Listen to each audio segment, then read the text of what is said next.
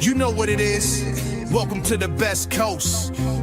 Yo, it's Bronze Age nerd with that collecting elite. Big B McFly, steady bringing the vintage heat.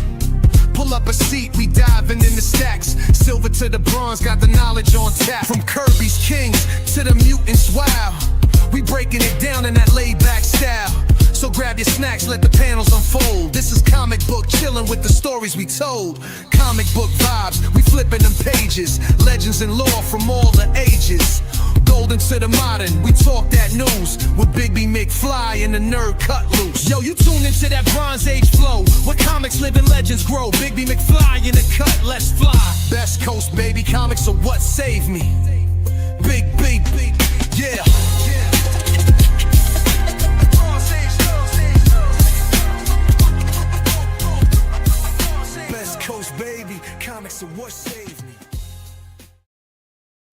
What is going on, everybody? Welcome to Best Coast Comics. I'm one of your hosts, Christopher, aka the Bronze Age Nerd, and I'm joined, as always, by my faithful co-host, Big B McFly, the comic guy. And we're here to entertain you with some comic book news. We actually have a guest coming on here in a few minutes. We have Sean from Overstreet Access to talk about some of the new features on the program for Overstreet Access. We're going to be doing some giveaways, so you're definitely going to want to hang out for that. We're going to be giving away some access to the gold membership level of Overstreet, which is a really cool tool. I've been using it for a few years now and really enjoy it. So definitely hang around for that, and you guys will get a chance to ask some questions and all that fun stuff. Before we dive in, I just want to take a couple of seconds to say our normal notes at the beginning of the show, especially this time of year as we're getting closer to our Heroes for Heroes auction. The first one is we're streaming on a few different channels. If you want to go watch on all the channels or go sub up all those channels, we'd appreciate it. I'm Bronze Age Nerd. I got a link in the description to my channel. You can go check that out. We also have Big B McFly, of course. You can go check out his channel and give us a subscription. And then also the EXP that we're streaming on as well. Make sure you go subscribe up to all those places, please. Another quick thing we're doing that's a little different this week. Maybe you're watching us on a brand new format that launched, which is vertical streaming. We are launching on all three of the YouTube channels. We're doing vertical streaming as well. So you're actually in a different chat feed. So you may not see other people's chat messages we highlight on screen. And this is still kind of a beta thing for us. So if we show something and it cuts off part of the screen on the vertical stream, you know, just let us know in the comments or whatever. We'll try to fix it for next week. I know it's going to be a little interesting as we get through that stuff. So just kind of, you know, bear with us as we learn how to use this new feature on YouTube. That said, we have to talk about Saturday. Saturday is a huge day, November 22nd at 12 p.m. Pacific. That's 3 p.m. Eastern time.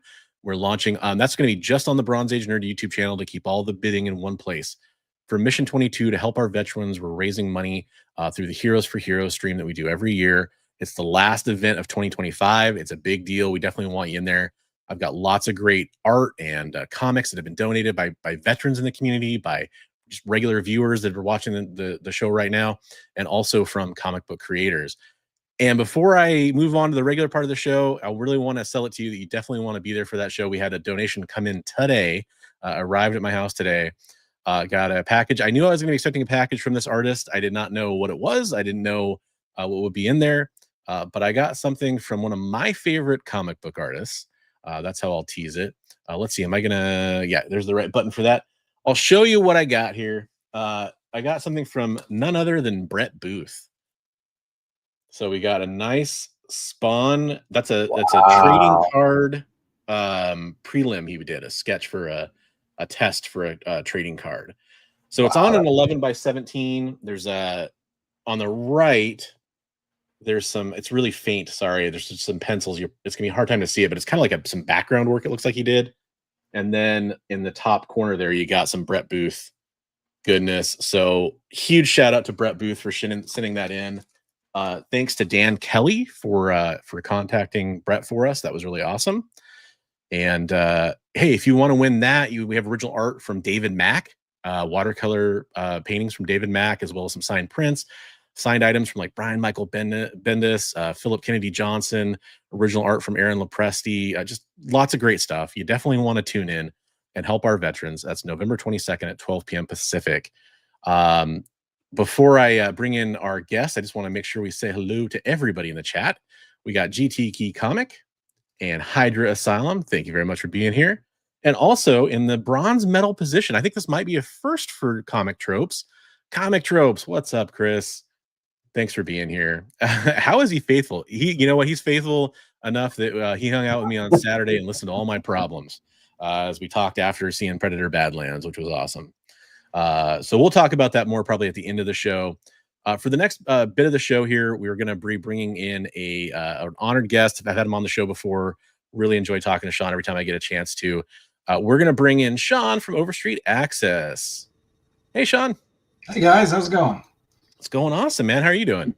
You know, it's been a while. It's been an interesting year and a half, honestly. It's been a while since I've been on the show. As you know, Overstreet is owned by Gemstone, which was a sister company to Diamond. So we've kind of been on the periphery of that whole drama for the last year and a half, kind of just hunkering down and getting past it. Some stuff been going on with Diamond? Yeah, just a little bit. Gotcha. So, I mean, we will definitely open up, the chat to some questions. Hopefully, mostly about Overstreet. Sean was gracious enough to offer that. So, if people are interested, we'll definitely have some time for some questions at the end. I think there's going to be a lot of good opportunity to ask some. Before we dive into some of the stuff we're going to be talking about that you came on for, do you want to kind of tell people a little bit about what you do and what you've helped create over with Overstreet? So basically, about 6 or 7 years ago, I started building my own collection management system. I've been a web developer and technology director for 20, 25 years now. Geez. And I just I wasn't really happy with all the different services that were out there at the time. So I kind of put this thing together, and then I approached Diamond at the time and told them they should pay me to build this thing for them. So I kind of talked myself into a job. And so for the last couple of years, we've been building this thing and filling out the database and designing new features and everything. And it's a pretty great system. So we have a huge comic book database, lots of relational metadata about everything, story arcs, characters, and contributors. We've got Overstreet prices, so it's price guide too. And then we've also got a pretty robust collection management system attached to it as well. So. And for those who've been watching my channel for a while, I just jump in to say, if you didn't watch any of my my price look backs where we'd look back at some of the hot comic books, I was using Overstreet Access as one of those price guide points because it was kind of cool to get access to some of that Overstreet pricing and have it all at the click of a button. And I am excited, especially about one of the features I know you're going to be talking about too with the updates to that pricing. So I don't want to jump the gun there, but excited to hear about that because I think that's going to definitely open up for people that are curious about Overstreet pricing and seeing updates to that. So did you want to kind of show us a little bit about what you've been working on? Yeah. So let me get my screen shared here. Hold on. Hey, what's up, Guilty Corgi?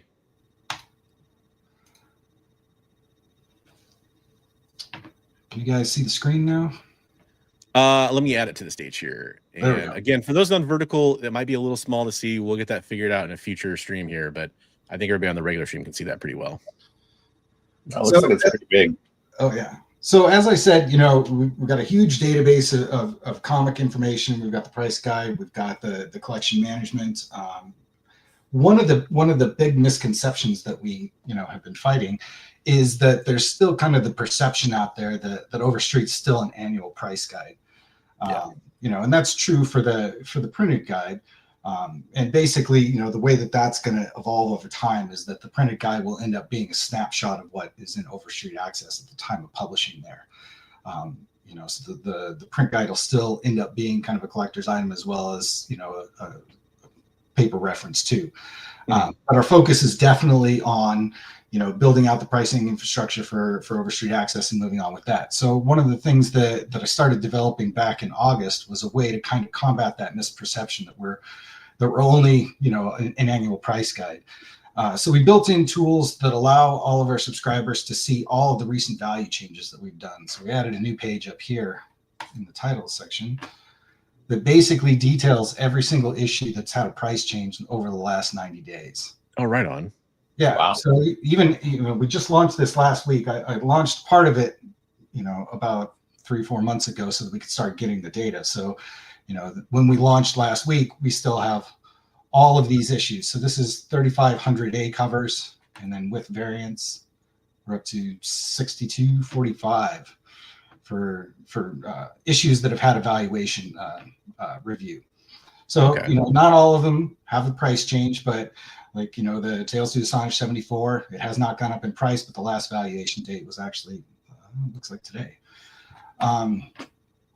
We've also dropped in some new publisher filters, so we can come in here and you can actually refine your search down to only look at DC books or Marvel or whatever, as well as some other sorting features in here, so you can track biggest gains. The action went up 500,000. That's pretty good. Biggest drops, percentage gains, and then oldest to newest changes, that kind of thing too. So the goal here is again for us to add some transparency into the valuation mechanism that drives Overstreet. Now, all of the pretty much anywhere you see any of these issues, so Justice League 74, if you had gone into that issue detail page, you'll also see all the valuation update indicators across the board. And this also extends into your collections too. So if you had a book that was in an 8.5, it will actually recalculate the amount and percentage change that your issue has gone up at the grade that you have it inside of your collection. Nice. Cool. Yeah, so we're going to be adding some additional features in there to kind of show, net up and down of your collection, of your individual boxes, all of that kind of thing too. In addition to that, one of the other challenges that the pricing team has had is going from the limited amount of books that they have to keep, valuation updates on for the printed guide. The printed guide only has, 200,000 some issues in it.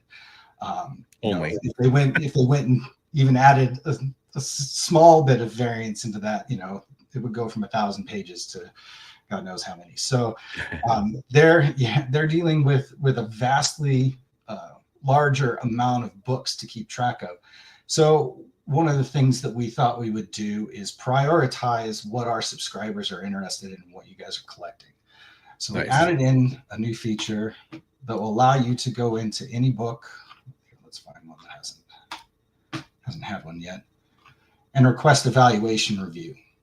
So any book in the system, you can come in, and if you don't agree with the price that we've got in there, and that holds with a lot of variants. When variants hit the shelves, we see what variants the publishers put out, and we see what store variants and convention variants and stuff like that are available on day of release. We try and go back and try and fill those in, but especially with the retailer store variants, those trickle in over 4 or 5 months after a book has been published. So we'll try and add those in. And, a lot of times we don't have sales data for some of those new variants, and we don't have, an accurate cover price that, that the retailers are charging, in their shops. So, we'll kind of by default, we'll just throw the A cover price on there. So we're constantly going back and reviewing those. So it actually helps us. It kind of crowdsources that information. If we've got one of these wrong, all we need to do is get a request from you guys. We'll go out and research that. If the pricing team has time, they'll actually take a look at all the variants for that book or all of the books in that volume when they go in and do it. It kind of depends on, how many requests are in the queue. And honestly, this thing has already taken off. We haven't even started publicizing. This is the first press kind of. They're running on this thing, although we're going to be sending out some newsletters and some email blasts, and you probably see us on some of the other comic news sites too, talking about this new feature. But what it does is it puts our subscribers' interests up to the top, so that we can always be getting a fresh look at that. Now, Overstreet pricing is it's raw book pricing, and it's value over time. So kind of some of the constraints that we put on this, so somebody's not coming in there and trying to get new prices on ASM 300 every day, is once we've reviewed the valuation of a book, and it shows up with the label on there, it's static for 90 days. That gives us enough time to analyze sales data before the next time that somebody can request the valuation on that book, so that we can kind of clean out some of the noise from a lot of the speculation bumps that you'll see on eBay casting rumors and all that stuff can send books spiraling up or down depending upon, how popular the announcement is. Yeah. And sometimes those things fall through and the book will just tank back down or it'll plateau. But we figure 90 days is about the amount of time that it takes to stabilize so that we can see that a bump or a dip is not just, kind of a speculative temporary change. Right. Nice. I think, it's a lot of great information. I want to take this opportunity to say, I know Metal Elf was in the chat asking about free trials, which I'll let you answer here in a second. But before we even get to that part of it, I want to start getting people a chance to get a chance to win something here, because there's a lot of great tools and resources within Overstreet Access that I've been using for a while now. I've talked about it before. We've given away some access for it before. And I know Sean wanted to come on and I thought it was a great opportunity to get some people a chance to check out all the features that are in Overstreet Access. So Sean graciously agreed to give away 3 lifetime gold level memberships to Overstreet Access, which is basically everything on Overstreet Access. So all you have to do, I want to start giving everybody a chance to. I'm going to throw up a little banner here to show you what the hashtag is. In the chat, if you type hashtag Overstreet, you'll get a chance to win those complete accesses right now. And we'll draw those at the end when we're talking to Sean here. So definitely check that out. And I did just mention, if you have questions, feel free to throw them in the chat. If I don't ask it right away, I'm marking them and we're going to ask them when we get to the Q&A part. So, but I know we just ask about trials, and I know that's something you probably can answer right away, right? Because I'm sure some people want to go check out the site right now. Yeah, we will. We actually have a new coupon code. Let me go see if I can find that real quick. That will basically allow you to sign up for a free monthly membership. You can pick bronze, which is just pricing, or silver, which is kind of our intro to collection management, and it allows you 1 collection up to 5,000 issues, and then gold, which is 5 collections, unlimited boxes, unlimited issues. So it's kind of our more power user stuff. So you get a free month to play around with it, and at the end, if you want to keep using it, then all you got to do is kind of sign up to continue on with the membership, or you can go ahead and cancel at that time too. So there's no cost to get in the door here. Sweet. And I did just realize that the hashtag doesn't show up on our vertical stream. So if you're watching on the vertical streams, it's just hashtag Overstreet. Overstreet's all one word. And you type that in the chat and you'll get pulled into the drawing at the end. Gotcha. And then we have the coupon code. I'm trying to get into chat. I can't actually get in here. So it's OA free month, all one word. So if you guys are interested in doing that, you can also jump in and check it out for free for a month. Awesome. Yeah. So everybody gets a chance to kind of go see the features. I mean, it's really, you guys have added so much. I admit it had been a while since I logged in, and you were talking about some feature drops. I went and I was checking out some of the new other stuff, like the news stories and all that are on there, which is really cool. I mean, I know you had that for a while now, but definitely filling out the feature set here quite a bit. So yeah, we're gonna start pressing our Overstreet advisors to start sending in more market reports on a more timely basis. Once we start getting a bunch of those, we'll add a market report section, and hopefully we'll be updating that on a weekly basis. I think since last time we talked, we added the cover scanner in. So, whether you're using the app or actually, I actually use the mobile website just through Safari on my iPhone, and it works through there too. So you can just scan the cover of any book. If it's in the database, it'll pop right up. If it's not, there's a report button, so you can send that. It actually sends me a picture of the book, so it helps me source that and get it added in. Right on. We've got the valuation update requests, which are already taken off, and the recent value changes is pretty much a game changer too. There's a couple things that we're going to be working on in the near future. So back when we first started this, because the pricing structure for Overstreet is based on raw values, it gets a little dicey when you get up above 9.2. But collectors have slab books that are over 9.2. Yeah. So what we did is we went ahead and added those grades in so the collectors can add those into their collection. And up until now, we've just extended the 9.2 price up just as a placeholder, but we're actually working on an over 9.2 kind of pricing model. So you'll start noticing that those are coming in and being updated too. And those will represent basically graded only pricing, trying to, differentiate between a 9.4 and a 9.6 raw is really subjective unless you're actually a grader, because the amount of defects and the size of the defects and stuff that are so minute, that it's hard to do that. But obviously, you get your CGC back, it's a 9.6, it's a 9.4. There's a clear difference there. And there's obviously a difference with with the valuation scales above 9.2 as well. At some point, we'll also be, extending that certified pricing below 9.2 as well. But that's definitely something we're working on. Cool. So just kind of features continuing to roll out. Yeah, that's awesome. And now that some of the drama from the whole Dynamite thing has gone away, we're full steam ahead with new feature development too, and we're taking suggestions. This is a community, so there's a blue feedback button that's on every page inside of the database section. All of that stuff and all the support emails go straight to me. I tend to handle customer support with the phone call as opposed to email chain.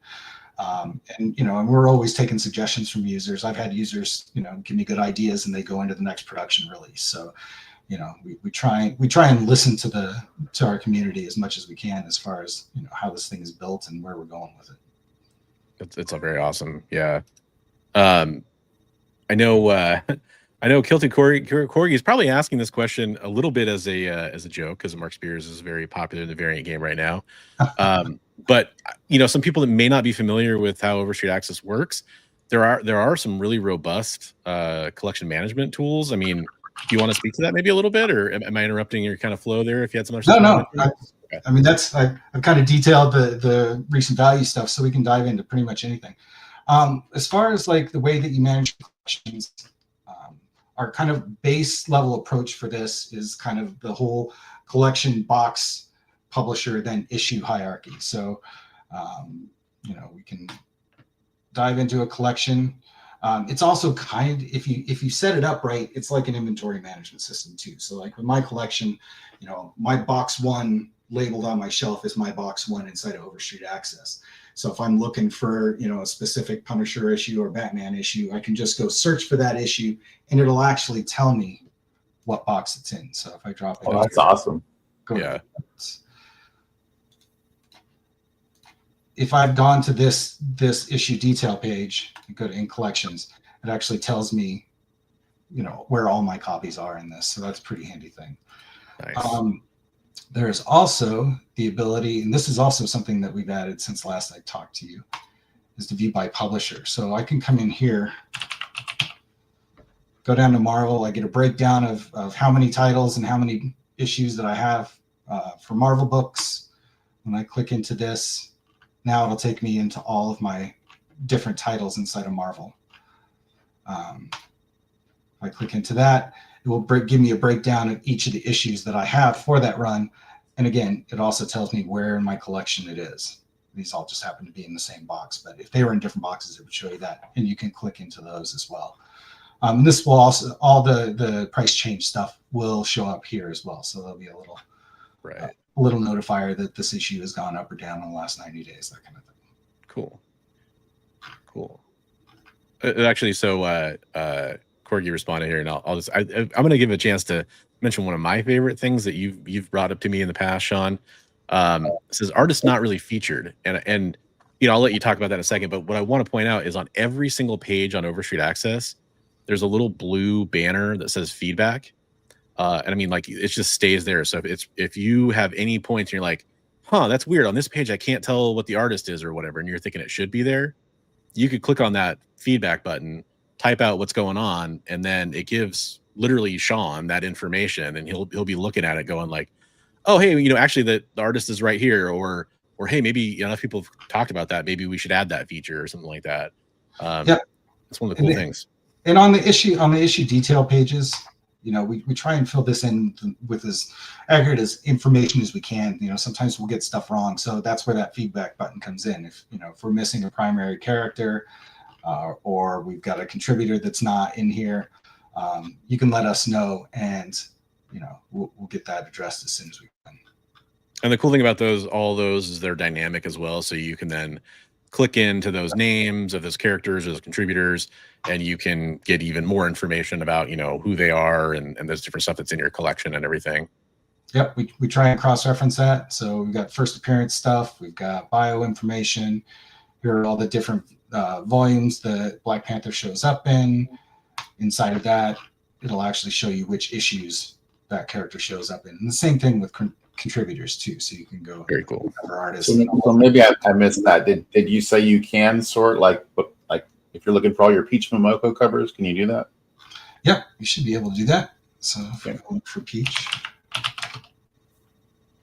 Come on. There she is. So again, here's all the stuff that we have her down for. One of the things that we do have to wire up in here, the way that we track artists for the variant covers is a little bit different. So we're in the process of making sure that all of those get added into here too. These are all primary artist credits. Okay. But yeah. So when you pulled that up, a lot of those is showing the A cover, but she maybe did a variant for some of those.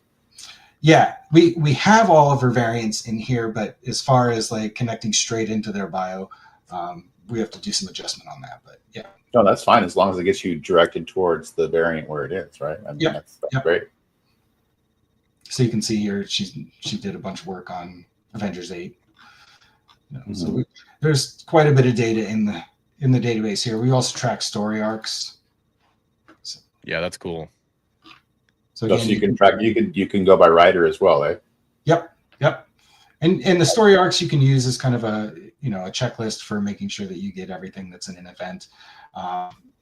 If you go and you can, anytime you see one of the yellow circles with the plus, you can go in and add that into your collection from pretty much anywhere. So we'll throw this in at 9.2, save to collection.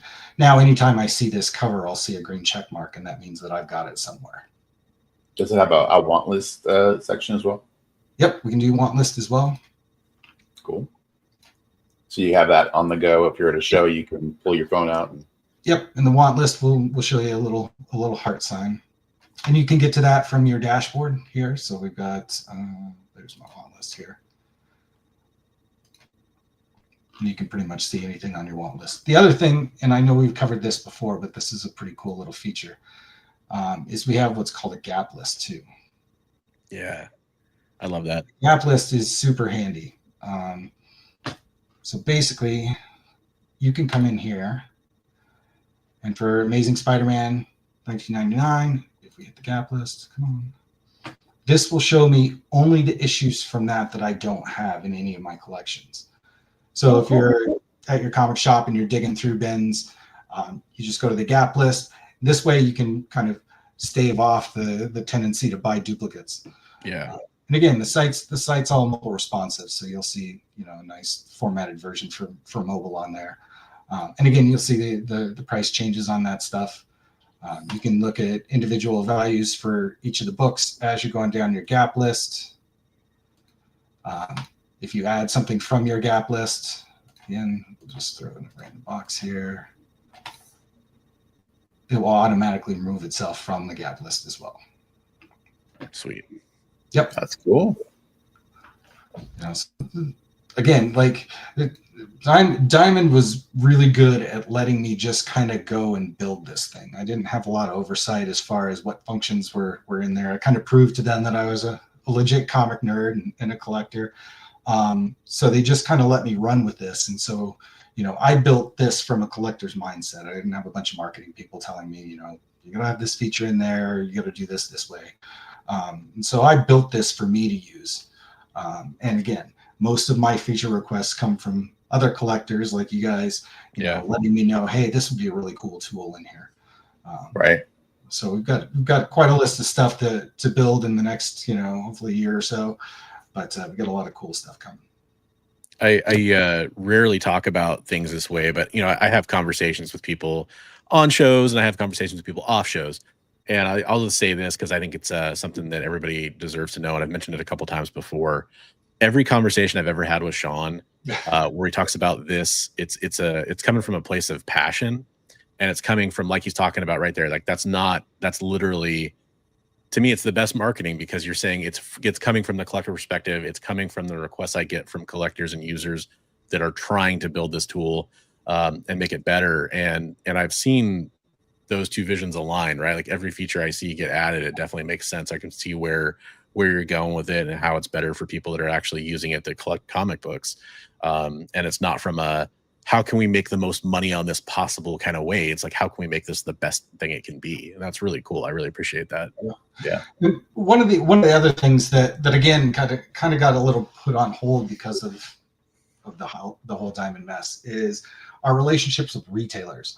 I know that we've got some retailers in the stream here tonight, and if you guys are interested in being a part of this, just get my contact info from Bronze Age, and we'll get you all set up. But we offer free accounts for retailers, and basically, you just get added into the retailer section, and it also allows you as retailers to open up your collection for basically to provide insight into what you guys have available for stock. And we're going to be building some tools that help integrate into some of the other e-commerce systems, but basically, so like 3 Alarm, they use this all the time. They've got like 2,600 and almost 2,700 books up here.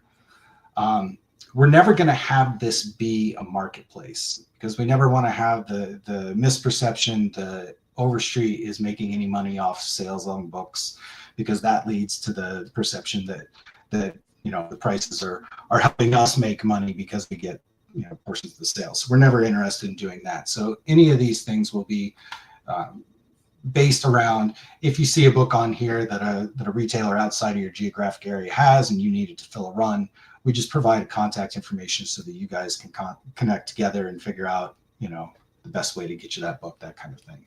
So that's really cool, because it helps people find. It's almost like a retailer finder, which a lot of people don't always know how to use. I mean, so that's really cool. But also, like, I had a question for you. So as a former retailer, the first thing I thought of is, does that have POS integration then? So like, if I sell that book, will it minus it out of my account? It does not yet. Okay. That's something that I always wanted to build in here.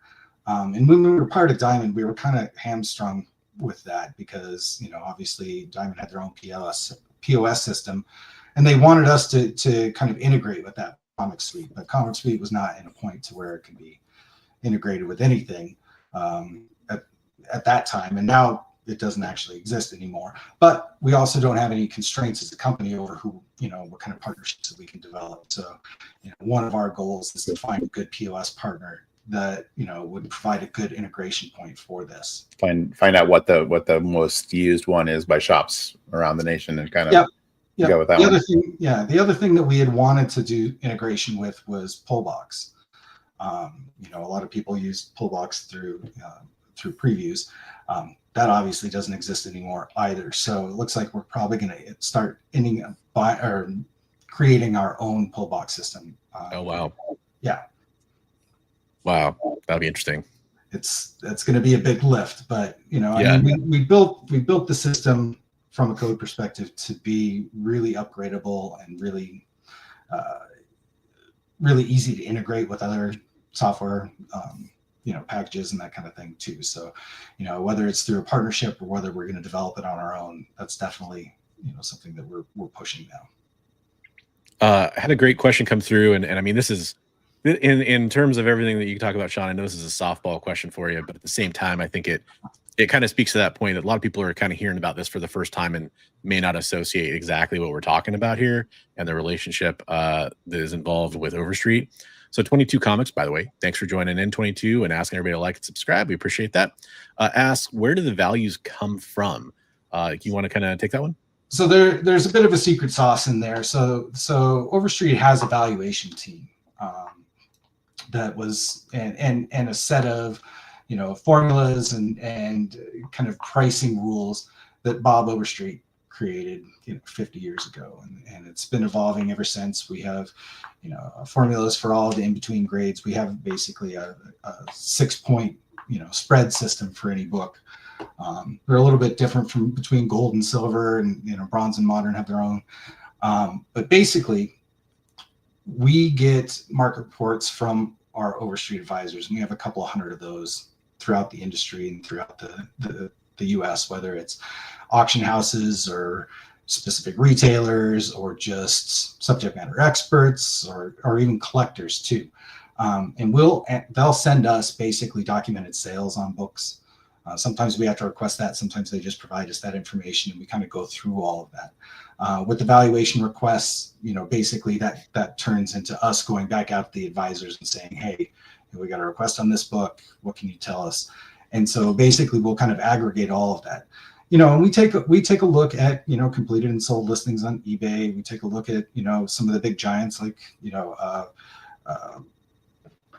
My Comic Shop, Grant Crackers, that kind of thing. And we'll kind of analyze and see what the market's doing at that point. We're never going to get to a point where we're just scraping, completed and sold listings from eBay. That's the Wild West. You guys all, as collectors, know that the price fluctuations on eBay are out of control. You've got sellers that are putting books up for 5 times what they're worth, and newbies buying those. You've got, 2 guys battling over a book that pushes it way up over value because that's, a personal grail or something like that. You've got all of the speculative stuff, especially with variants getting pushed. There was one year I was at San Diego, and I had just gotten like one of the last copies of a convention exclusive variant, and I just for my own amusement, I jumped on eBay, and people were already selling that variant that I had just picked up for $500. It was a $40 variant.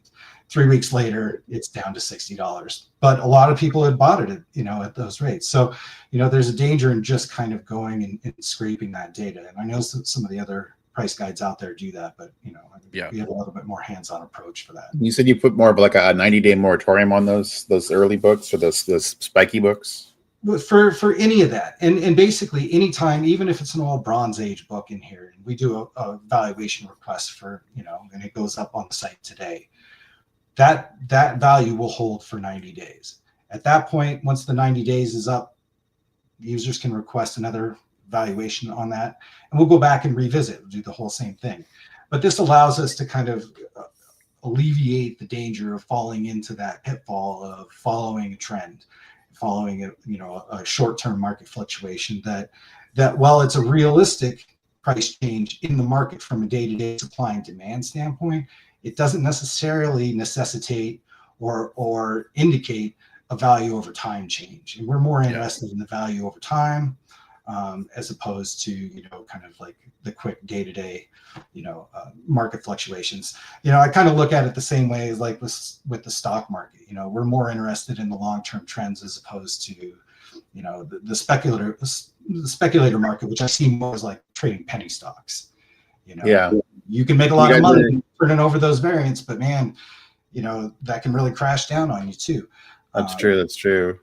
Do you guys ever think like you might put like a thing where it's like even like maybe a warning or something, or like hey, prices are fluctuating on this issue wildly right now or something, stay tuned for an evaluation, or at some point I would like to get, whether it's again through partnership or something that we develop on our own, I wouldn't mind having kind of a market indicator, 3-week sales or month sales on this show a fluctuation of X, Y, or Z. Right. Whereas Overstreet price and Overstreet value is here. The market is now right up here with this book. Maybe not necessarily valuation, but volume of sales. This book has traded hands 300 times in the last 30 days or whatever, And once we get enough data, there's sites out there that do that. Cover Price does that. GP Analysis does that too, where they're tracking CGC sales. CGC itself has some data that you can get via API that does the same kind of thing too. It's mostly, comes down to, you know, we need to find a source that we think is reliable enough and also wants to partner with us to kind of help feed that data in. And I think that that's something that I would find as a collector, you know, very valuable in here. So it's something. Yeah, it's always good to know what's in demand, especially like if you're maybe you're a show vendor that only goes to shows and you're like, what, you know, I'm prepping and I can grab 2 more boxes. What should I bring? You know, yeah. This is, you know, the new season of, well, all this year I'm bringing Invincible, but the new season of Invincible just dropped. I better make sure to bring Invincible, you know? Yeah. Yeah, you know, as this grows and develops, this community and this platform, you know, again, I want it to be the best resource, you know, that collectors can have to be educated about valuations on their comics and the ability to kind of track their collections and stuff. You know, we've done stuff like, you know, we built an export tool in here so that you can export your, you know, either an entire collection or just, you know, single boxes or whatever into an Excel format that details everything and has summaries, evaluations, you know, something that you can hand over to your insurance company and be able to say, here, this is, you know, I need to insure That's my handy. Here's everything I've got with updated, you know, Overstreet valuations for everything. That's really cool. Yeah. Yeah. You know, so, you know, it's tools like that. We want people to be educated. We want to make collecting easy. The more kind of transparency we can give into industry pricing on stuff, the better. So, you know, those are definitely kinds of features and partnerships we're looking to develop. Yeah. And you know, I'll kind of put this in my own words, not Sean's words necessarily, or speaking for the community, but as I've kind of come through and checked out Overstreet Access and kind of learned what I've learned about it, one way I try to describe it to people when I'm explaining it is there are like he's talking about, you know, Cover Price and some of the other places where you'll get that sort of ultra snapshot of what's going on in the market at that moment. I would describe Overstreet's pricing as being a little bit more conservative, to where it's going to be a little bit more realistic over time, as opposed to ultra reactionary, basically, is what I like to think of it as. Some of the other pricing you see, which sometimes that's very valuable. Like, you have a hot book in your hand and you're looking to sell it right now. It's valuable to know like what it's currently going for on the market. But if you're talking about, you know, especially think about some older comics, so some Golden Age stuff, or you're thinking about something that doesn't change hands very often, it's nice to have that like security, knowing that like this has been the trend on the price over time, as opposed to just the most recent sale, which can be very misleading sometimes. Well, prices are all over the place like that. I just talked to one of our users today about, I think it was Tomb of Dracula 10. Is that First Blade?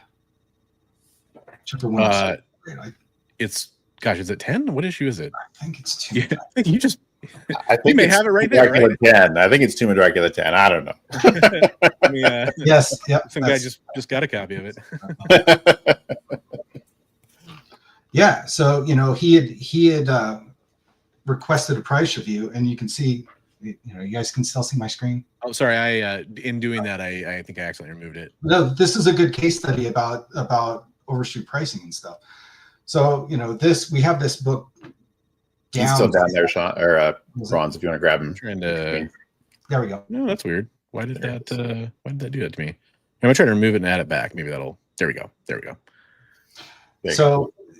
So basically, you know, this book had a $1,600 drop from the last time we did a valuation. And so the guy emailed me and he's like, that's crazy. Like, you know, my LCS down the street has, you know, a 9.2 slab that he's selling for $5,000. You know, he's not selling it though. He's got it on the shelf for $5,000. You know, so I went through and I did my own price review on it, and I called him up and I was like, man, I'm sorry to tell you, like these valuations are right. You know, so we've got a raw 9.2 at $2,400. I went back through, I did the completed sold listings. You know, I called some of my retailer buddies, you know, and we basically went through that. And here I can show you a little bit. This is actually an admin screen, so you guys won't ever see this, but we're tracking valuation changes inside of the system. So every time this book has had a price change inside of Overstreet Access, we keep track of that. So back in 2022, 9.2 was $1,200. Jumped to 2023, it jumped to $4,000. 2025, now it's back down to 2,400. So there's been big fluctuations, and again, this is all documented sales. And I can attest to that. The fellow that I work with on these, I just traded this weekend, and we do a lot of in depth. And I'm like, so we were speaking about it. We're like, well, that book seems to be trending downward right now, or there's a lot of fluctuation on that, or so it's like, yeah, but that's why I picked up that first plate. So we're like, wow, over the last like 3 or 4 months, it looks like it's been trending down a lot. So I'm like, yeah, now's the time to get it. Nobody's going to like to see the rosy pink labels on these, but books do fall. And honestly, with this book in particular, I think a lot of this fluctuation over the last year had to do with all the rumors of Wesley Snipes coming back to Blade. And then they nixed that. The book immediately dropped, right? Because it had a big ramp up. Then the rumor fell through. And now they're starting to say that he signed on for it again. So who knows what's going to happen? That's a perfect example of market fluctuation. The movie's on, the movie's off, the movie's on, the movie's off. Yeah, I'll believe it when I see it. Right? Yeah. Yeah. We're getting a lot of questions in chat. I'll kind of read both of them, and I'll let you get a chance to answer them. Sure. So 22 came in late there, and he was kind of asking some questions. Is this an app that is a competition with CLZ and the Cover Price collab? And then Trollord asked, hey, Overstreet is getting their own app.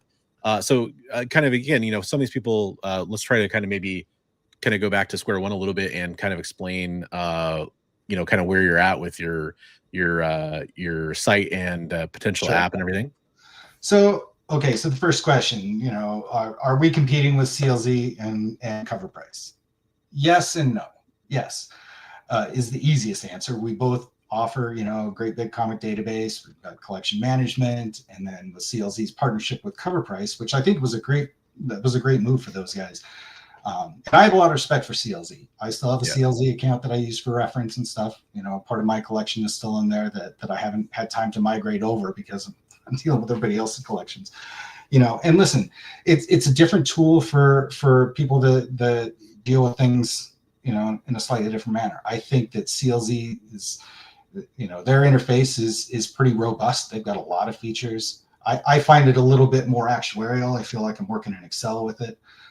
Whereas, kind of the emphasis on our site is also, learning about comics. We've got that kind of encyclopedia of comic knowledge in there.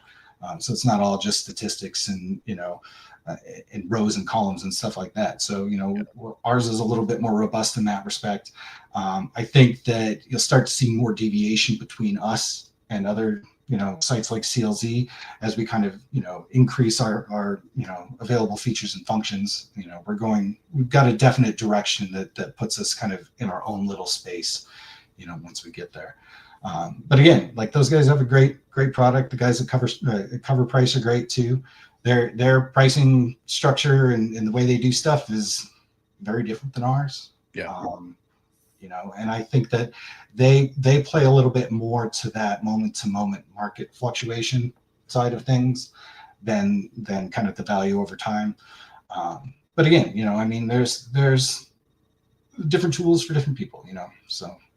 And then just to be clear, I guess I was kind of queuing you up here for one specific part of that question, which is we've talked about the website, we've talked about how adaptable it is on mobile, but there is also an app, right? There is an app, and I got to tell you, it needs a good update. Okay.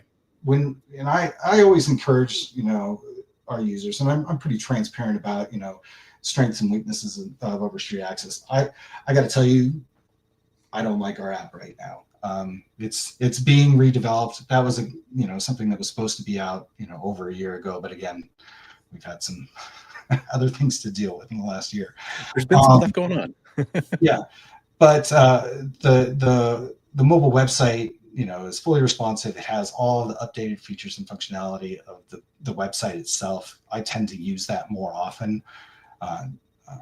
Again, just because it has the latest, greatest of everything, and the next version of the app will have the same thing as well too. Right on. That's awesome. Yeah, and I will attest to the fact that it does work very well on mobile as far as like in a browser. So if you want to get that same functionality, you're going to get it, through the browser as well. I do want to point out, it's been a minute since I mentioned it. Some people have definitely hopped in. We're saying hello to all those folks. You can actually get a chance to win a lifetime gold level access to Overstreet Access. all you have to do is type in hashtag Overstreet. There's a little banner playing either at the bottom or the top of the screen, depending on which format you're watching. So type in hashtag Overstreet. We got some people entered in that. In a few minutes here, we're going to go ahead and give that away. So make sure you get your entries in for that if you're interested in winning that for life, which is invaluable. That's really awesome.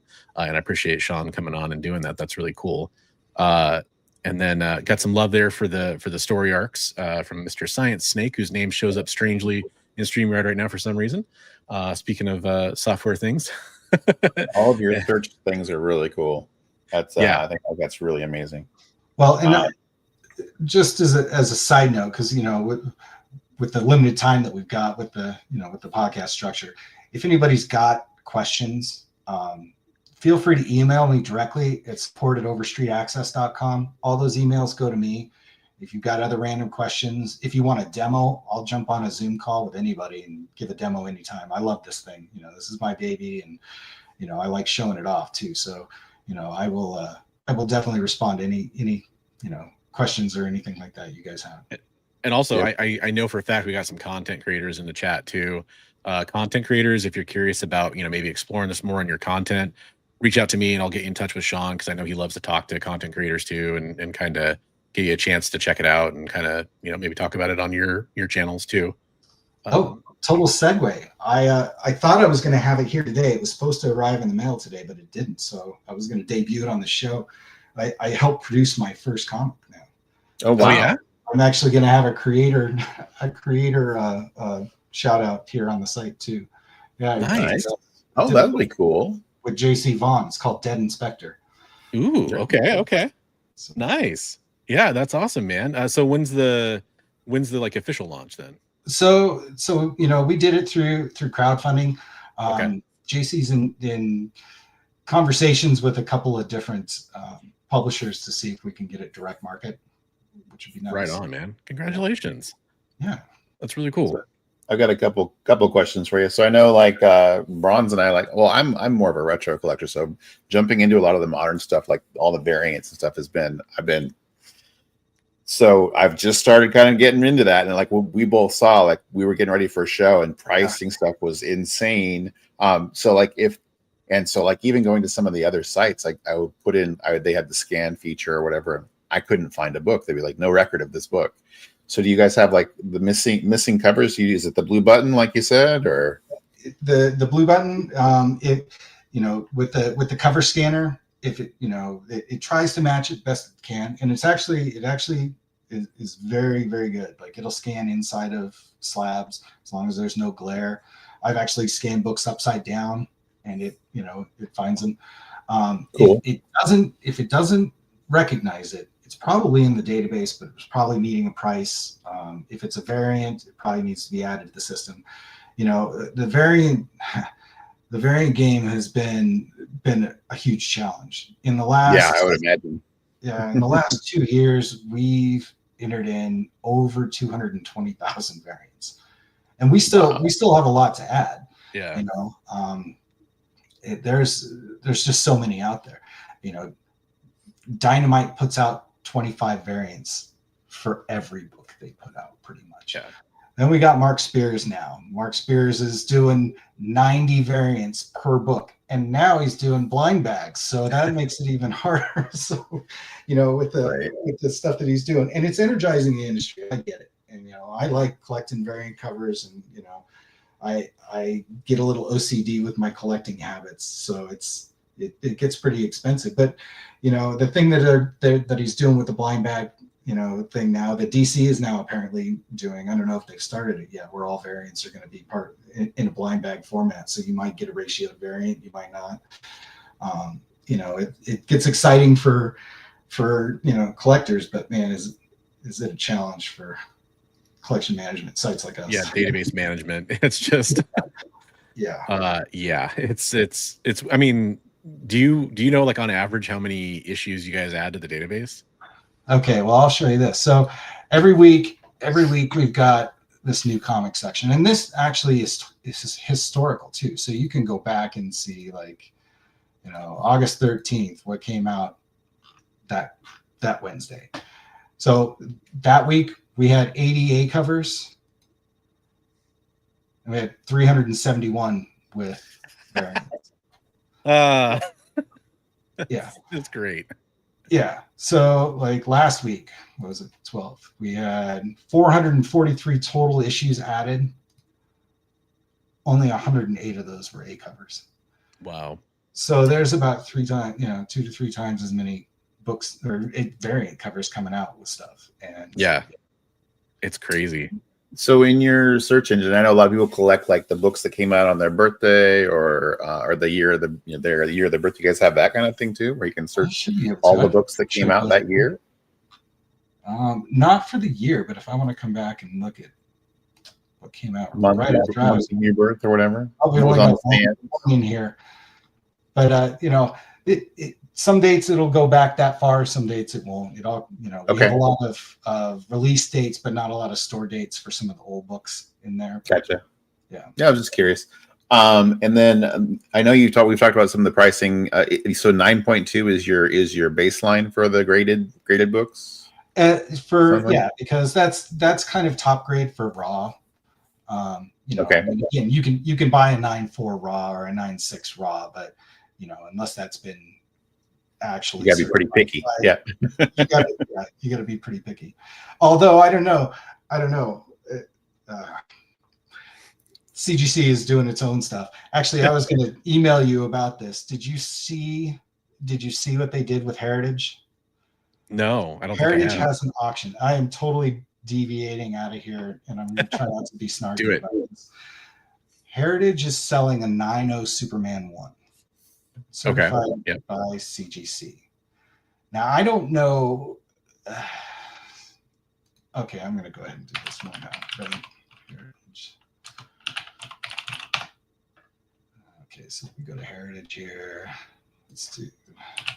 It's the highest graded copy. It's the one that was found in the attic, right? Yeah, and it's actually a great. Here we go. Here it is. It's actually, I mean, it's a great copy. But I want you to take a look at this, though. This is a 9.0 according to CGC. Mm. Can you see what I'm seeing? Yeah, I see staining up there in the corner. Stain, yeah, and if you have that on a new issue, that's not going to be fine. Not square corners. They've got this. What does it say? Off-white to white pages. But if you go and look at the behind, you can see the pages poking out. That's definitely coffee colored pages. So. I do know. I mean, I don't know to what level it matters because, and this gets on a whole thing about transparency with me, but they do say that they grade differently for Golden Age than they do for other ages. They do, but even then, a 9.0 and that's a change in what they used to say. They used to say everything was all the same. A new book versus a Golden Age book, everything was all the same, and then they changed it. And again, I don't want to poke too much fun at CGC. No. I like those guys. Well, speaking of like different companies, that was a question I had. Like, so with all the other companies entering the fray, are you guys going to differentiate between the different grading companies too? So yeah. So right now, again, we have the ability. Let me jump into the collection here real quick.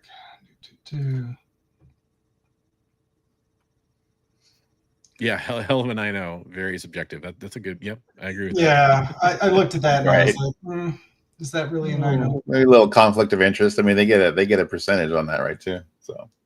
Yeah, exactly. Well, I don't see that going for a 9.0 price for that book, but who knows? It is a nice copy. It is a very nice copy of that book. So right now, when we have the ability to add books as being certified in there. I need to, in our next update, I need to add PSA in here. Okay. Which I've been hearing a lot of good things about their grading. And I gotta say, I have a buddy who I was at his house last night, and he handed me one of their slabs. Oh my God, it's so much sturdier, way heavier. And he's like, I've switched over completely to them, and just as my first submission came back. It's not only that. I can't remember. I saw somebody on TikTok, it might have been Comic Tom, doing a comparison. They're doing like a top 10 CGC versus PSA kind of comparison for resale values. Yeah, yeah, PSA books are starting to sell just as good as CGC, if not better. right. So their grading is tight. Their cases are you know, are good. I need to add PSA into here, and I think one of the next features that I'm going to build in here is also kind of the subcategories under each. CGC, you know, has all of their different labels, so we'll probably add the different Qualified. labels. Yep. So you can see, you know, signature series versus, you know, regular versus whatever. CBCS doesn't really have any of that. PGX is kind of in here just because there are still PGX slabs going around. I don't know any. I don't even know if they're doing like new grading anymore. That's how. So do you have like on your raws? Do you have a way? Can you put notes in? Like if you have a, I got this signed at a convention or something by the artist. Yeah, so we don't have a pricing structure that takes into account signing, because again, that's subjective in and of itself, also. Right? And that's kind of that's more of an aesthetic choice. You know, am I going to pay more because Stan's, you know, signature is really, you know, prominent and it's over here and it's like a great place on this book, whereas on this book it's not. You know, I would pay more for a good signature, but you know, none of the valuation companies are going to be able to you know, do that. So we can mark books as signed. You can put in who it's signed by. We have notes for, you know, in here. You can also put in your purchase price, so you can kind of see where you know, what your price point was in there, purchase date, that kind of thing. Cool. Again, if there's any more metadata, you know, I know like CLZ has like 18 different kinds of metadata that you can put in here about your book. We kind of chiseled it down to what we figured was the kind of like the most important information. But again, you know, if we get enough, you know, suggestions from our subscribers to add different fields and stuff in here, we'll do that. I don't think a Funko Pop tab is probably coming anytime soon, Guilty Corgi. Appreciate that one though. So I got a goofy question. When you were running through things, did you have Warlock 5 #1 in your collection? I was like, it popped up on the screen. I was like, that's Warlock 5 #1. Oh, probably. Yes. I don't have that book, but this account I'm showing you guys on stuff on here is great indie book from the 80s, guys. Yeah. We get a lot of those old books though too. I'm pretty sure 22 to your point about adding what you paid for the signature, you could probably add that into the notes section, right? So there's the purchase. Yeah. I mean, there's the purchase price field. There's the notes field in there too. You know, and that's a big thing these days. You go to, you know, a big time collectibles kind of booth at any of these, you know, at the Fan Expo conventions where they've got all the creators kind of chained to the table, and you buy your $45 variant, and then you pay another $45 to get Tinian to sign your book, you know, that kind of thing. It's really quirky, like trying to figure out like what the value of a signature is. That's in and of itself. Like, I have some books that are signed by Stan that are raw, and I'm like, so you're going like, okay, trying to do comps and like, okay, here's the value of the book. So then is that difference in the value of the book? Then is that the value of his signature? You know, it's like, well, I mean, yeah, especially with CGC, that's tough. You know, it used to be that they have to be there to witness the subscription. I don't know if there was ever a surcharge on that. I had a New Mutants 98 that I got at Boston Comic Con back in like 2014. That's actually, I had Rob and Stan sign me and the book. Cool. But like, I bought that book, I cracked it. It was a 9.6. I had Rob sign it, you know, with CGC there, and then I was going over to see Stan and meet him. But they actually took my book from me. I didn't see that book for 5 months. Oh wow! So I didn't even get to see Stan sign my own book because of CGC's rules with that. It's a little different now, you know, because now they've got the signature verification. So I don't know what kind of surcharge or what pricing structure they have for that, whether it's different for different signatures, or, you know, if it's just a you know, one-time cost for that. But, you know, it would be cool to kind of quantify and qualify that, you know, that price difference for getting signatures graded and stuff like that. But real fast, I want to make sure we run this giveaway before people might bail. And I want them to hear this important piece of information, which is that if you are one of the winners that wins the lifetime gold membership to Overstreet Access, you're going to get to use all these great features for life, which is awesome. And I can't thank Sean enough for doing that. That's really great. But we do need some information from you. We're going to need what their name and their email address, right? Yep, full name and email. Full name and email address. So I know you won't want to send that over YouTube chat, most likely. That's totally fine. If you're able to get in touch with me, Bronze Age Nerd, any of the social medias, you can get in touch with me. That's fine. Just DM me that way, and I'll be able to get that information. But if you're one of those winners, the other thing you can do is I'll paste this into the chat right now. I'll paste in my my email address, and I'll take all the weird Russian spam bot stuff. It's just the Bronze Age like Nerd. that. You'd like it. Yeah, that's true. I get so many of my questionable products that way. But yeah, the Bronze Age Nerd at gmail.com. You can just email me that way with your full name or whatever full name you want to give, I guess, and your email address. But that's what you're going to use to log in for life. So you want to make sure it's whatever you're going to use for that. And we're actually going to roll that here in a minute. So if you haven't typed in hashtag Overstreet, this is the last chance to do that. Make sure you get that entered in there, and then make sure you get in touch with me if you're one of the winners afterwards. If you're watching this on the rewind, no worries, because you had to go to bed. I know it's late for some people.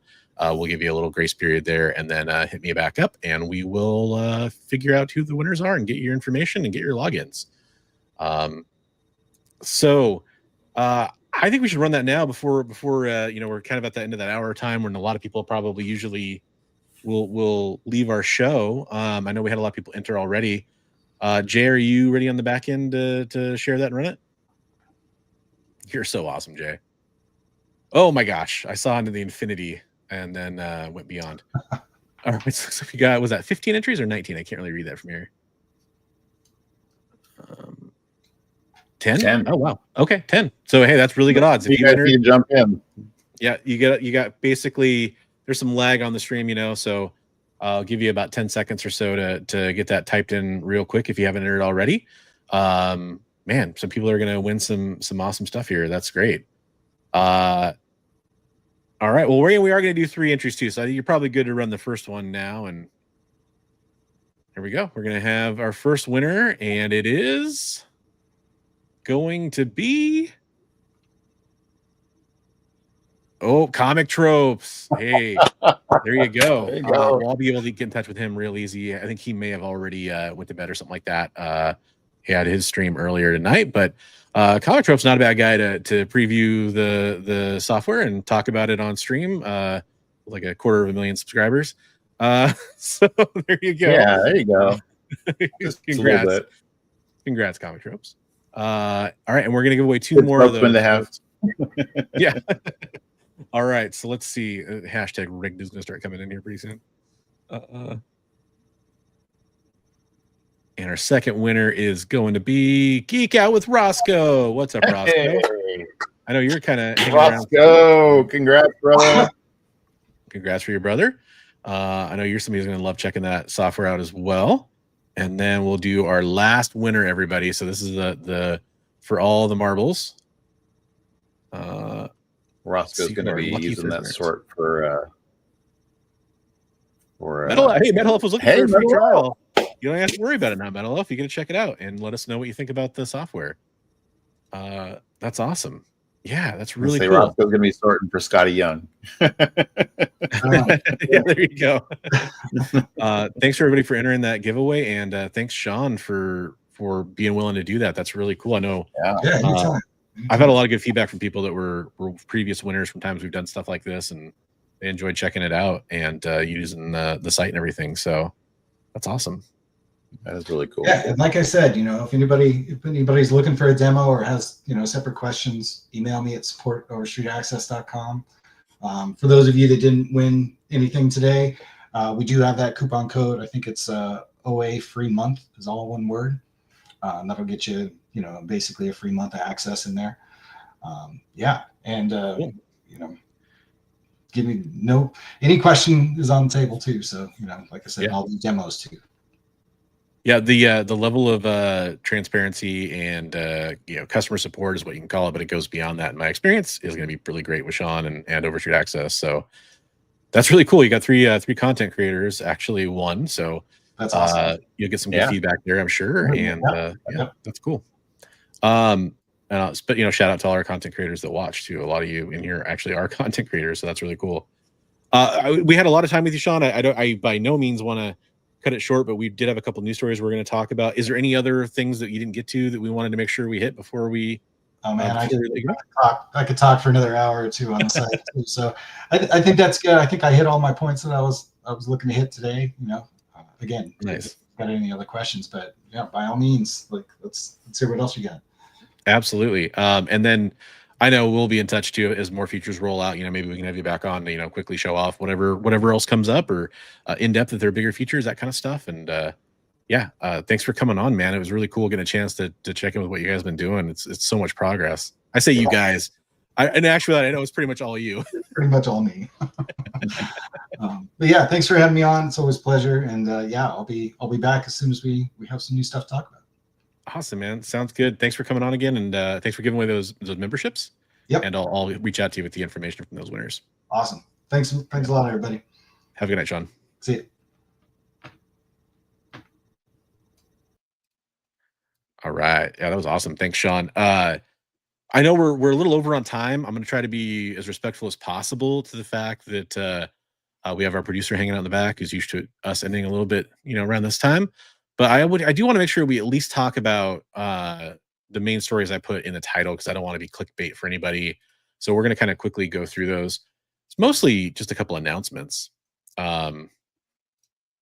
First is, and this is something that's really cool. I've been following along a lot with some stuff about this title and this creator recently. I'm sure a lot of us have. I'm talking about Dave Stevens and his probably one of his most famous you know, creations out there, the Rocketeer, if not the most famous. So the title on this comicbook.com article is Disney's most underrated 90s movie is finally getting a follow-up, and sooner than you think. And what is that? That is a new IDW comic book launching where the Rocketeer is going to save Amelia Earhart. It's the Rocketeer, The Island, with some pretty cool cover art here too. Some Dave Stevens there. And they have a little preview on this comicbook.com website where you get to check out a little bit of the information about the book. And they have some preview pages up here as well, which is pretty neat. I think, you know, the popularity of Dave Stevens has been something that's really come to the forefront the last few years as people have found appreciation for his work and his notoriety. This is gonna be out in February. It's from IDW, Rocketeer Island, The Island #1. I know the team was in here. Who was on the team here? Wish it was a little bit easier to find.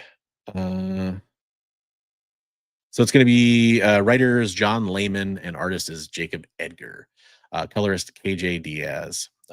So definitely check it out. I'm excited. Yeah, because of this, I actually was going to go sit down and watch the Rocketeer when I get some time, rewatch it. I agree with you. Hopefully this kind of stuff will spurn that on, but pretty cool. I like it. That's very cool. Yeah. I think the other article I talked about in our headline is the stuff with Dynamite.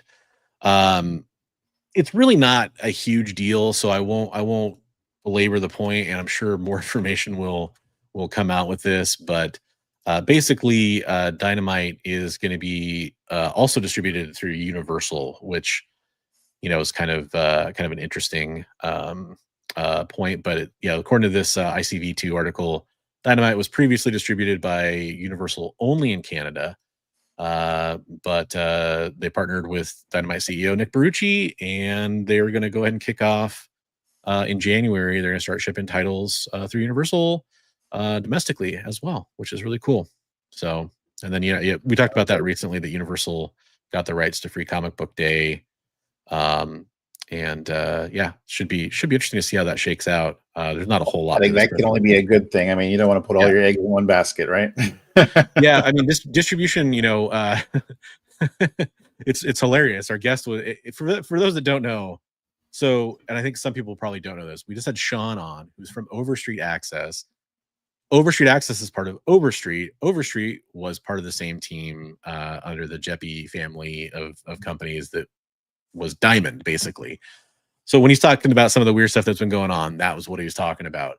and all the crazy diamond stuff happening. So that's kind of what he was alluding to. And surprised nobody asked any questions about that. You know, he said before the show, you kind of see what he could say if anybody asked anything. But yeah, we appreciate him coming on. Cool info for us that we had to ask all the other questions. Yeah. I mean, and I knew it was going to kind of happen a little bit as once we started talking about some of the stuff with Overstreet Access. It's like, I know he was primarily coming on, like, want to talk about all the new features, which is awesome.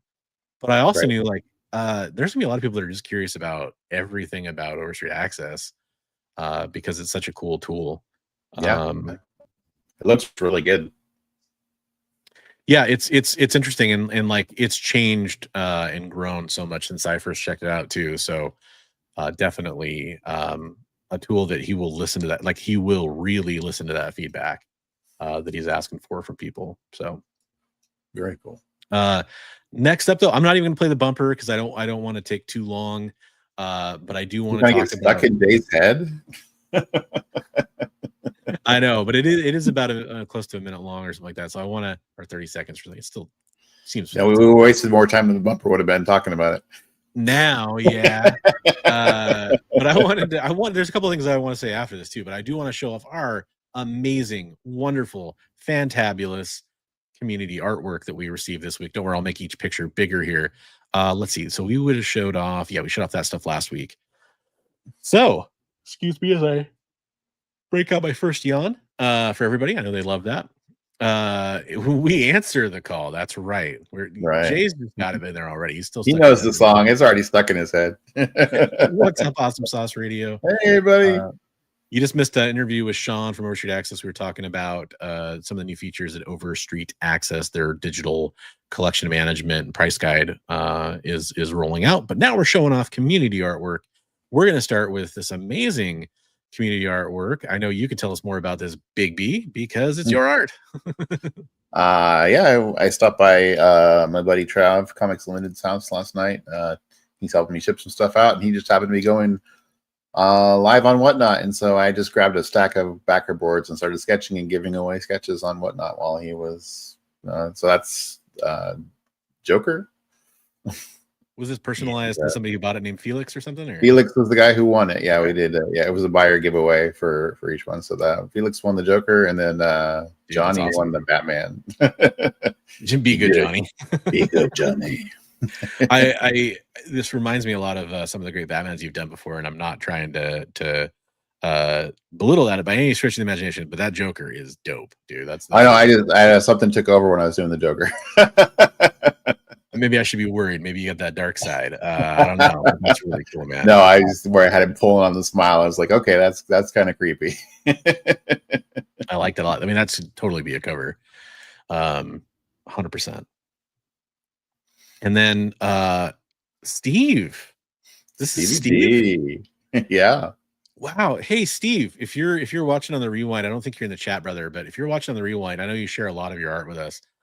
Dude, maybe try to do some more animated characters because you did a really good job on this one, man. Like that's super good. Yeah. Love it. Yeah. There's no need to fear. Underdog is here. Try telling that to all my turkey friends out there. I'm leaving before Thanksgiving, says the goose, I believe. Yeah. Maybe a Canada goose. Can't really quite tell. Yeah. Good job, Steve. That looks awesome. Yeah. And nice. Steve, man, he messaged me today. I just want to say, hey, you're making progress. I see progress every week when you send me pictures, buddy. So keep it up. Getting some love for that Joker here. And thank you, guys. Eyes on the Joker. Biggie, that Joker is big pimping, bro. There you go. Thank you. Some love for Underdog. And then even by the way, this is on my Discord server here. Andreas Collects said that was cool. So you got people in here like they're checking out your artwork. You guys can go in there and share your artwork. The link is in the description below for that. Matthew McNatt coming in with a Lion-O.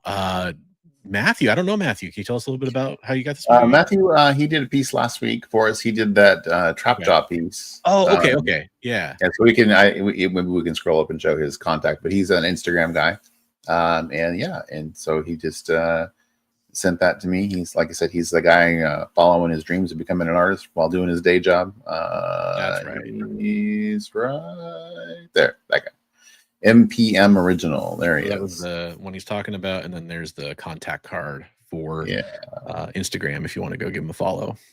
Yeah, that's so cool. yeah, and he's a GI Joe enthusiast too. So yeah, it looks like a lot of 80s properties from what I'm seeing so far. So that's cool. Yeah. Ooh, Dan Kelly. Dan Kelly has been such a huge help for this round of Heroes for Heroes, straight up, and is also an extremely talented artist. That picture doesn't quite show off the contrast to show off how cool that cover is. The way that picture is makes me think of the, you get the dun dun dun dun. Yeah. the Batman theme. Yeah. It's the lighting. Yeah. The mood lighting. I can't read what is this? I can't read what it says. Yeah. Or is that? Oh, it's Deadpool. Okay. So I thought it was Red Hood for a second. I'm sorry, Dan. If you send in a higher quality photo of that one, I'll definitely show it off a little bit more. But Dan, we actually have a Dan Captain America sketch cover and a Joe Kubert inspired Sergeant Rock original art that we're offering from Dan for Heroes on Saturday. Oh yeah, 100%. Awesome sauce. Just because I know I'm not saying you only are into this kind of stuff, but if it's any of the not safe for work kind of stuff, I do have a not safe for work channel on the sub too, or on the Discord, for things like, cosplay and booty covers and that kind of stuff. So just FYI, just in case it is that kind of stuff, I don't want to surprise people if it is that. So we have to talk about this for a second. This is the piece from Phil Tastic, who's been on our community art streams and stuff before that we've done for Heroes. We've actually shown this piece before. This beast he's done, but he's actually offering this up this time. We're gonna get this sent out to a winner. We're gonna run it on Saturday for Heroes. That's right. We got all the information on the dimensions and what kind of paper it's done on and everything. So it's on an 11x17 for those wondering. And I don't remember. I think it was pen and ink. Pen and ink. Okay, there we go. Pen and ink. So yeah, and we'll show off the high quality photo of that and everything too on the stream. But you'll get a chance to win that on Monday if you want to. He's right behind me, isn't he? Yeah, that makes a lot of sense. Yeah, that makes a lot of sense. Okay, yeah. Dominic Gomez, little Peter Parker and Mary Jane here, man. There's like a modern weird dynamic between Peter and Mary Jane I'm picking up from this photo, that kind of tense relationship kind of thing they got going on. Yeah, I like it. I like seeing the emotion. Good work, man. Yeah, good work. He's doing a lot of sequential stuff right now, so every time I'm like, hey, you got anything? He's like, I haven't done anything that's like a splash page or anything. I'm like, we can show sequential. It's like, no, I'm sure it's a splash page. Actually, it's kind of a subtle thing, but I really like the solid color behind it too. Yeah, it's really good. Good job, Dominic. Oh, we got some stuff for Irwin. We always love showing off some Irwin stuff. That's a killer ghost. Man, that's so good. I love that ghost rider. Yeah. Dude, the details in that skull and the fire and everything. Like I love the way Adam Warren draws skulls and fire and stuff, and I'm really getting a lot of reminiscence from Adam Warren stuff on that. That's really cool. Yeah, that's so good. Great job, man. And then this is really topical for us because we just went and watched Predator Badlands, but we got a little Predator action here. Man, good job, man. Very cool. Yeah, very cool. That I mean this in the nicest way possible, Erlen. That is one ugly mother, but in the best way possible. And then this is hey, Travis himself came in here and posted this. I was gonna try to shoot a different picture when he gets home, but didn't see that one in yet, so we'll show this one. This is speaking of Heroes for Heroes. He's going to be bringing that one to the auction. Yeah. Yep, little Scarlet sketch cover here. Did a great job. You got that booty in there, which I appreciate. I'm just saying. Yeah. But still did a really great job on that. Besides that, we got the Arashikage clan logo in the back too, which is cool. Yeah, very cool. Good job. Very nice. Very nice. Ed Art is 76 has been posting a little bit of update here on that character, which I believe was part of a tryout for Rippaverse stuff, I think is what we said, right? Yeah, that's Edward Lilly. That's cool. Very cool. Good job, Ed. Character. Yeah, beautiful. And then hey, speak of Roscoe. That's right. Got some Roscoe in the here. Man, the myth, the legend. Woo! Nice. Love that. That's cool too. So good, yeah. Then that spawn is all totally set up for a sticker, man. Totally. Yeah, 100%. 100%. Make a sticker out of that one, brother. Dude, you did a good job on those. Hey, Roscoe's still here. That's awesome. There he is. Hey man, that's great. Hey, so Good since work. I just showed off all that great community artwork, whoops, that's the wrong view I'm going for. I'll just want to take one last second because I know we have some people here that weren't here in the beginning of the show. Speaking of Spawn, just reminding me of this. This is some awesome artwork that we got from Brett Booth. Thanks again so much to Dan Kelly, who we just showed off some of his artwork. He was able to get the connection going for Brett to send this in. I'm a huge fan of Brett Booth, always have been since the 90s. It's a test that he did for a Spawn card is what the information I have. I'm hoping to get a little more information on it. The whole thing's on an 11x17. There is some, it's really hard to see on camera, but there is some extra artwork on the right there that runs. Yeah, it's kind of just like, I think, background testing and kind of stuff he was doing. But thanks so much to Brett Booth for sending that in. Thanks, Dan Kelly, for organizing that. How can you possibly win that?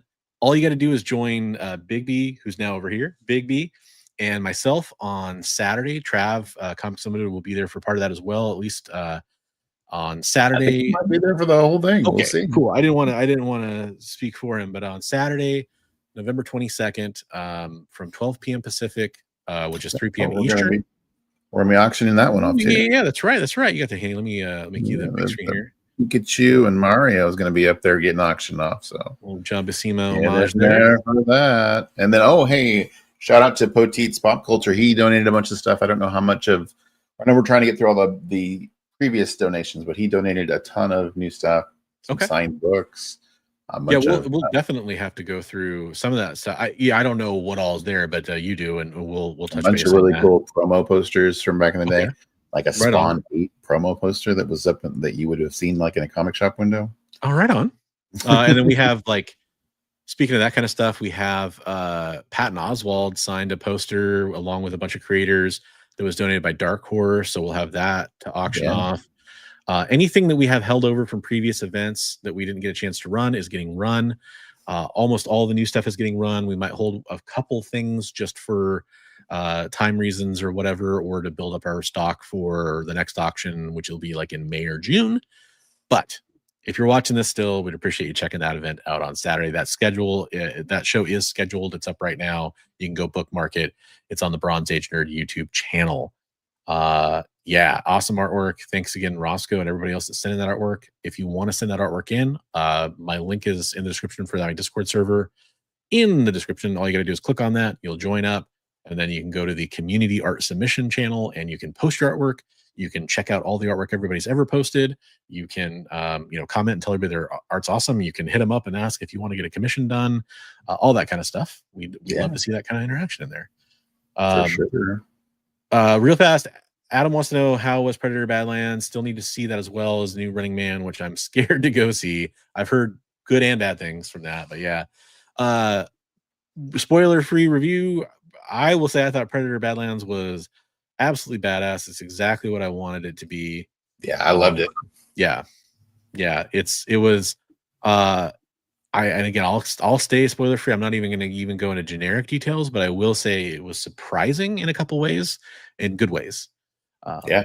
It was so good. I wanted more at the end. So awesome sauce, to answer your question. If you want to participate by helping out Heroes for Heroes, there is a way to do that if you can't make it to the show. I'm pasting the link in the chat right now where you can go donate today to donate if you'd like to. It doesn't come with any physical rewards or anything like that for donating. However, if you're interested in participating in any kind of other way, all you gotta do is hit me up, man, and we can definitely talk about that. But that's just kind of a generic way for people to get in there and do that donation now. And I totally understand if people can't make it to that specific show. That said, Big B, you got anything else you want to hit on before we close her down for the night? I'm going to be putting up a video pretty shortly here, an interview with Michael Poteet, the guy who donated stuff, who I did that great trade with a while ago. I picked up a few more books this week, so I'll watch out for those videos for that. And a couple other videos about some swaps. Right on. Stay tuned. I have a second Instagram page I run, which is at Heroes for Heroes Comics. You can go join that page and follow along where you'll see some of the donations getting posted all this week. I've already put up several of them, and you'll see more going up throughout the week too of some of the cool stuff we've got. And you can kind of get a little early preview into what you'll be able to bid on Saturday. Just the plea I give out is, if you're able to join that stream, even if you're able just to kind of hang out and just be participating in the chat or just there viewing, all of that helps. It's a free way to help. Sharing out the stream helps. It's a long stream. People come and go. We lose bidders because they have things they have to go do. If you want to come in and join at any point throughout that stream, we kind of try to hold some of the better items through the end of the stream. And we do try to run some of the stuff we know people are really there for.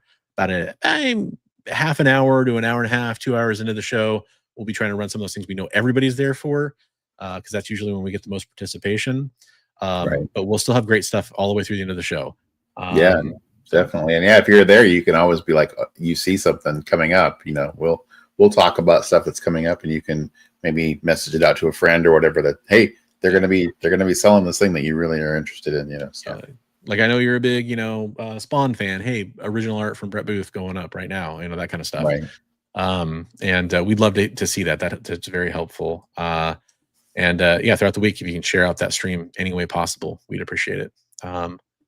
That said, we appreciate you being here. Thanks again to our guest earlier, which was Sean from Overstreet Access. That was really awesome. If you did win one of the gold memberships, if you're one of the 3 that won, please make sure you get in touch with me with your name and email address, and I can get you in touch with Sean to get that unlimited gold membership for life, which is awesome. That is really cool. Yeah. Congrats to everybody who won. That's really cool. Yeah. Thanks, Sean. And thanks you all for watching. Have a great and safe week. We'll see you on Saturday, I hope, for that next auction. And then we'll see you back here on Monday, where I'm sure we're going to recap how that went and talk about some more news and share some more community artwork. Have a great night, everybody, and we'll catch you in the next one.